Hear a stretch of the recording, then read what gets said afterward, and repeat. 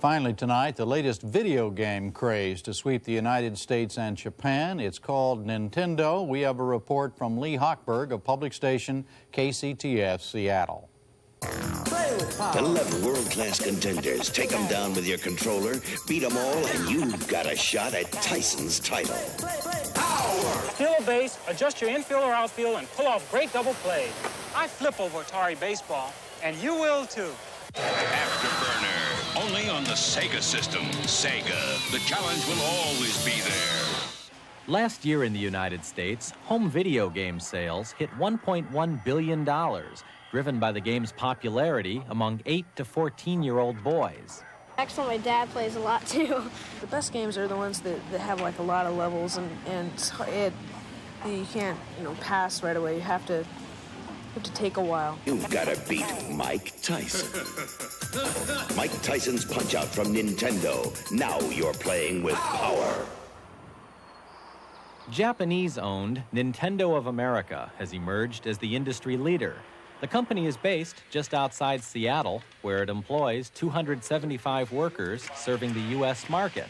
Its high-tech, high-profit products accounted for over 70% of all home video game sales in 1987.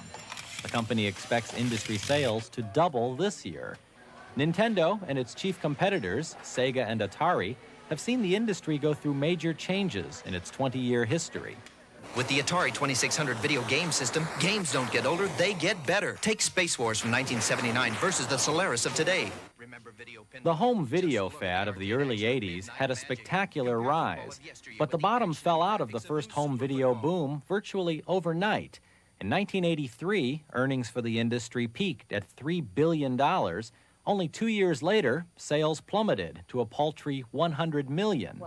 Industry experts like Howard Phillips, a product analyst at Nintendo, blamed the poor quality of the early video game systems for the market's collapse. When it first came out in the early 80s, everybody rushed out to get one. It was so marvelous that you could have this in your home. It was great technology. It was something that all the kids were rushing to in the arcades. It was very, very enticing. Unfortunately, it was also junk. Which way to go? Good times. The current success of home video games, like Nintendo's hot-selling Legend of Zelda, lies in their advanced technology and challenging complexity. The old games were simply too simple. The difference between 1982 and 83 and 1985, 6, and 7 is technology has taken a substantial leap in our favor. On a computerized circuitry, one action, for instance, pushing the A button in Mike Tyson's Punch-Out, initiates a whole series of responses that are going to be depicted on the video screen. You're going to see your character pull back on his arm like he's going to throw a punch. You're going to see Mike Tyson start to lean away a little bit. Maybe his eyebrows will start to flicker a little bit because he's bracing for the blow that's coming from you.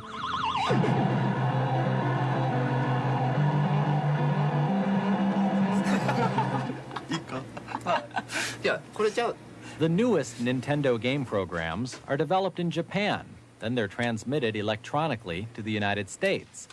Masahiro Ishizuka is part of the Nintendo R&D team. We try to receive all games over the telephone line for the evaluation, and we feed back to Japan to meet American needs.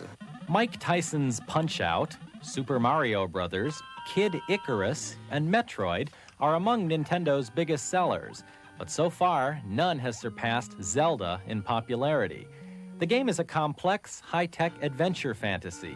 It can take up to 90 hours to successfully complete, and it's not uncommon for kids to spend hours playing it non-stop. It's also not uncommon for parents to become concerned over video game addiction. That's according to University of Washington psychologist Laura Kastner. Well, I think the biggest problem is that the stimulus value of the video games is so high that the children are likely to want to spend a great deal of time involved with them. And then the parents start having concerns about whether this is the kind of activity they want the child to be involved in for 4 or 5 hours a night. I remember every day after school I used to rush home to play my Nintendo, and I'd just spend hours and hours and just play all just from when I got home from school until I went to bed. I know this kid, he's 13 years old, and he plays it all the time. Like, he's like how Zach used to be. He plays it, goes home, plays Nintendo, plays it before dinner, eats dinner, goes back, plays Nintendo, plays it till he goes to bed. The parents worry the most where the children are clearly more involved with this than anything else, and withdrawing from other activities that might be growthful and good for them. The Legend of Zelda is so complex, and kids are so driven to unlock the secrets of the game, that they, like their parents, may turn to counselors for help. They don't turn to psychologists, however, but to professional video game counselors. What'll happen is you'll get sucked into that pipe. Take care. Okay? Bye. And you'll go down into another warp zone. And what you're going to want to do then is go into that first warp pipe, and that will take you down to the minus world. Nintendo of America has 75 full-time game counselors on staff. They handle an average of 25,000 phone calls from all over the country each week, calls that are not toll-free. How do you get the wand? Is the wand in 7? No, you're going to get the red candle in 7, just like in the first quest. How do you get the Triforce? Okay, there's another secret passage. You know where that room that has nothing in it? Oh, yeah. The Legend of Zelda, like Donkey Kong and many other video games before it, revolves around the age-old theme of a maiden in distress, which may be one reason boys, not girls, find the games so seductive. Clearly, the population that's more interested in them and more involved in them is our boys. And the reason for that is probably just more evidence of the sex typing in our culture, which are boys are more competitive, task-oriented, activity-oriented. So this is playing right into their interests. By the end of this year, we will have, I think, close to 90 or 95% of households with boys between the ages of 8 to 16. So that means if you see a boy on the street, he's got one in his house.